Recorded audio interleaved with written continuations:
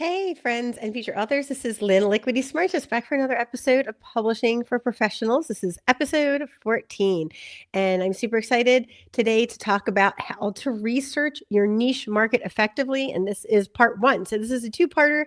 So, we're going to talk about half of it this episode and half the next. So, make sure you've hit that like, follow, or subscribe button wherever platform you're on so you get both episodes and learn how to research your niche market effectively. All right. So, again, welcome to Publishing for Professionals podcast. I'm your host, and we're diving into the art of researching your niche market. By the end of this episode and the next one, you're going to have a clear roadmap for understanding exactly who your book is for and how to reach them. So, first, we're going to talk about understanding market research basics. So, before we dive in, let's cover what we're looking for. All right, so reader demographics, okay? So what is the name, age, and gender of your reader? Is it females? Is it males? What type of readers read your books, okay? So a lot of times for romance novels, it's mostly women, okay, who read romance novels, all right, and then they have a specific age range depending on the type of romance novel it is. What is your market size and potential? Okay, how many people are out there that may want to read your book? Competition analysis, again, you don't want to get into that saturated market. So you're going to see who else is out there. And honestly, the best way to do it is by using either Publisher Rocket, which is a software program which I highly recommend, or the other way to do it is you can also reach out find your competition analysis just by going on Amazon and typing in keywords for your book or typing in what you think your book title is going to be or your book topic and see what else comes up. Who's written books on that and how many books are out there about that specific subject. So, for example, when I wrote my guide to traveling gluten-free, there was no other books out there about traveling gluten-free. There's lots of other travel guides for many other different travel topics, but not traveling gluten-free. And there still are not traveling gluten-free books out there, as far as I know, on Amazon. But there are other travel books. There are like gluten-free recipe books, right? Which is my book is not a recipe book. So again, look at your competition and their niches. What is out there? What price points are they selling at? Okay, how much money is their paperback selling for? What's their audiobook selling for? What's their ebook selling for? Okay, they're all different price points. And what distribution channels, okay, do you want to do? I always just recommend just selling on Amazon. It's the easiest thing to do. 80% of people go for Amazon. Sometimes people want to go into like the big bookstores like Barnes and Noble and stuff like that, but that is honestly a losing proposition as far as your money goes, because if you send your books there and they don't get sold, you have to buy them back from that bookstore, okay? And that is very costly and a huge waste of your time, effort, and money. So I just recommend people sell it on Amazon. And then if you're a speaker or you're going to a conference and you have a table, definitely buy copies from Amazon and just sell them at your table. Or, if you're going to some kind of expo, sell them at the expo. But I would definitely not recommend, especially if it's your first book, trying to break into the market of distributing into bookstores, unless it's like local bookstores that will, carry copies and it's easier. Then that's different. Right, but look at what distribution channels you can have. What are the reading preferences of your readers? Okay. And what are the buying habits of your readers? One of the things I talked about in another episode is, with book covers, your audience is looking at your book cover and in 10, 15 seconds are figuring out if they're going to move on or not. Okay. So you don't have a lot of time to catch people's attention. So make sure that, that people are going to be jumping in and jumping out really quick. So have that book cover ready and make it look good and make it appealable to your niche. Okay. Find out what colors people are looking for in your niche. That's really important. All right. Online research methods. Next part, Amazon research. Okay. Again, going back to the KDP Publisher Rocket, fabulous way to figure out what the bestseller categories are. Your book, you need to write an amazing book description, see what other people are writing for their book description. But one of the things you always want to have in there is your keywords. And we'll get into KDP and Amazon publishing in another episode. But what are reader reviews on different book topics? Okay. What are related titles to your book? What are the price ranges of other books in your topic? Again, and look at specifically paperback, ebook, and audiobook. What are the sales rankings of other books? Okay. Social media analysis, What are Facebook groups around this? Instagram hashtags, Twitter conversations. A great way to find some Instagram hashtags is to just literally go on Instagram and type in hashtags. And you want the hashtags that are between 5 and 10,000 uses. And that sounds really counterintuitive. You think, wow, I really want the hashtags with a lot of uses, but you don't, because people won't find you in a very small, if you're a small person that has like under 10,000 followers. So you want to use those 5 to 10,000 hashtag use keywords or hashtags. Okay. So price ranges, sales rankings. Okay, what are the sales rankings of those books? We already said that. Sorry. Instagram. What are some conversations in LinkedIn, if that is applicable to your category? Okay, Pinterest boards. These are a really great way to also look and see what's popular and trending, and Reddit communities. Also, what's happening on Substack and Medium.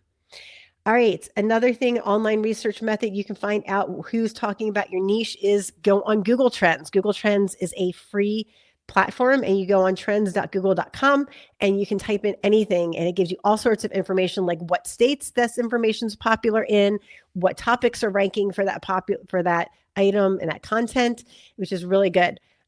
Amazon search suggestions, again, KDP, the Kindle, the publisher rocket.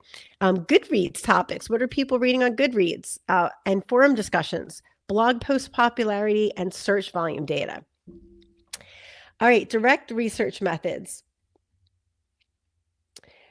Reader surveys, okay, online questionnaires. Okay, so if you have a community, or if you don't have a community, you're in someone else's community, look at their online questionnaire and see what people are answering. Okay, make your own questionnaire and put it in someone else's community if they allow that. Put it in your own community. Social media polls, email list feedback. So email your followers and subscribers and say, hey, what do you think of this? Give them a poll to do. Okay, it's really easy to make a Google form and to make it into a poll or a survey, and that's free. So if you have a Google account, you can do that.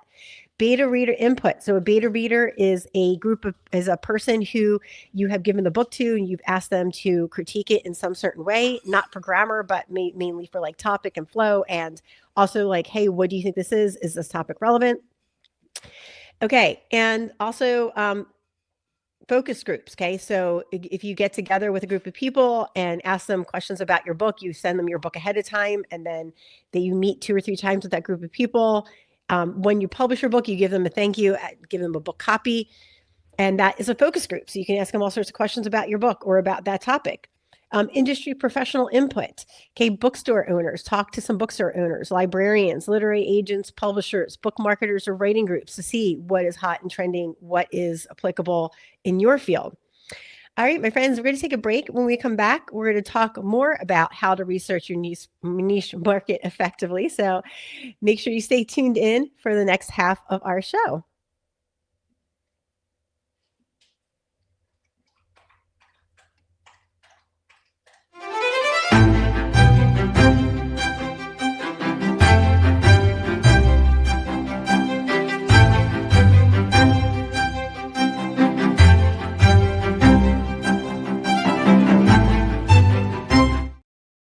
All right, we're back with the second half of the show, and we're talking about how to research your niche market effectively.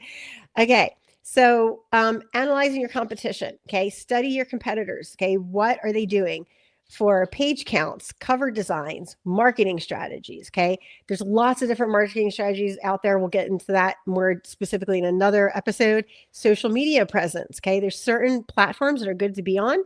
You definitely want to have a website for your book, whether that's an author website, whether that's your name.com, whatever it is. You want to have some type of website that your book is listed on to look professional.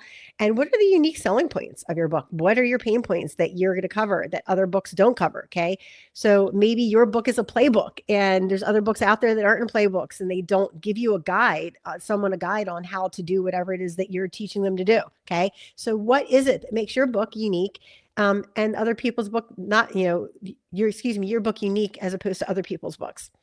All right, next section, we're going to talk about data organization and analysis, how to organize your findings. Okay, so there's lots and lots of information here. How are you going to organize it? And I always recommend people pick what works for you best. Okay, if you're not a digital person, then don't do this digitally. If you are, then definitely do this digitally.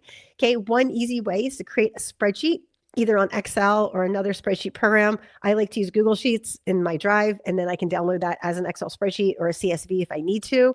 So creating a spreadsheet is really easy. You can do all sorts of topics on your spreadsheet, see how many followers people have, like, how many books are out there, how many, what are the most common color designs. Okay, so you can get really, really deep in the woods with this if you want to. So there are market research templates out there you can use, track key metrics, identify patterns, okay? Document insights, right? So if you find something really interesting as you're doing your research, definitely document that, write it down. You never know when you're going to use it later. Update your research regularly if you choose to do so. And then next step, taking action, okay? Applying your research. So maybe after your research, you find out you want to refine your book concept, okay? Or the focus of it a little bit. Maybe it's not completely changed. Maybe you're just changing your sub niche. Okay. So your first niche was good, but you're editing up your second niche a little bit. So that's going to make your outline change, and that's going to make your book content change a little bit, but it's going to be a better book. Okay. So this is where the taking action step actually helps your book be a better book. Maybe you're going to adjust your writing style a little bit differently to make it, stand out a little more, or make it more talking to the people in that niche. Target your marketing. Okay. So who's your marketing go to? Target your marketing, your book specifically to those places. Price your book strategically. One of the things I had to counsel a couple of my ghostwriting clients on lately is that once you price your book, it doesn't mean it's set in stone. Okay. You can change your pricing on Amazon. It only lets you change it, I believe, every 30 days. But there is a limit. You can't change it like every week. You can run specials on your book. Okay. Like a lot of people run specials during Black Friday, and then they send out to the email list, hey, we have this book on special. So make sure that you are aware of what other people are pricing their book. Because the other thing Amazon will do is if you price your book too undercutting of everybody else, Amazon will jack up your price.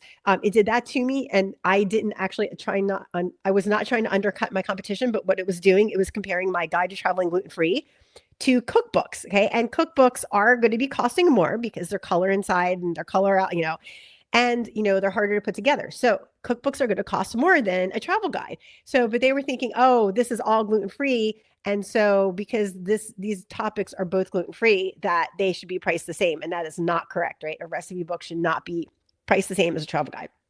So that's one thing to consider. So make sure you're not undercutting the other people because Amazon will figure that out eventually. Okay. Let's see, price strategically, position effectively. Okay, so how are you going to position your book in the market and plan your distribution? Like ideally 6 months before you plan on publishing is always a really great time to start your marketing plan. Like how are you going to market? What are you going to do? Where are you going to post on? So there's lots of different things to talk about with marketing. We're not going to deep dive into it, but I just want to give you kind of a general overview of that distribution when you're choosing your niche.